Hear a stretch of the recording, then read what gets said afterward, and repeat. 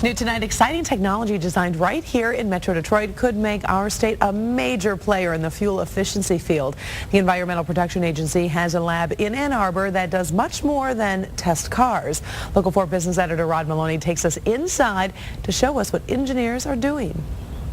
We are inside the EPA lab where they've patented a process where instead of putting energy inside of a battery like your cell phone, they can store it in hydraulic fluid and get an infinitely more fuel-efficient truck or car. Up on the lift here is the world's most fuel-efficient UPS truck. It runs on a unique and new system called the hydraulic hybrid, as opposed to electric. A much smaller version of the technology here will soon find its way into Chrysler minivans. Chrysler CEO Sergio Marchionne actually is quite excited about making significantly more fuel-efficient vans. This is real, and it's not, this thing, we tried it, right? It does work. We're trying to industrialize it. There's a huge difference, right? We need to find out how this thing performs on the road. We're underneath our UPS truck. Here's how this closed system works. Tank here, pump on either end. Now, they're using hydraulic fluid that's under 6,000 pounds per square inch pressure. They can run the rear wheels without even the engine going.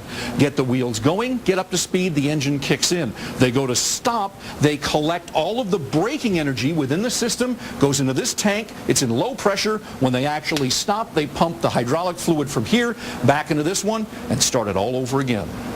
EPA Administrator Lisa Jackson says Chrysler approached her for this project. If this technology can work, we're talking about up to a 60% improvement in fuel efficiency, basically with the same drivetrain at very little cost. There is a lot of work to do, but the hope is to have it in the minivan by 2014 or 15.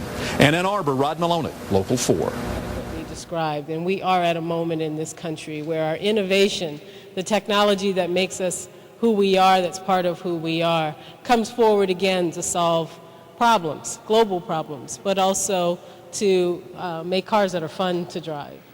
Investing in green technologies does create jobs, and it's essential that Michigan and the United States seize the initiative and become a world leader in forging environmentally friendly technologies. And green technology development is an appropriate area for collaboration between government and the private sector, so that Americans will want to buy, will enjoy driving vehicles with this type of technology.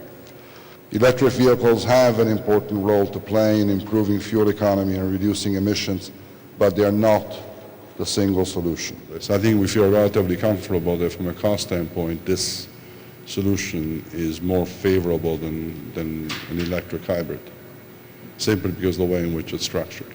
First of all, what a great kept secret, the work that is done right here in this building, and how many in Michigan don't really understand the innovation and the spark that this is to not only the local economy, but really affects and impacts that the research and work that is done here has all over the world.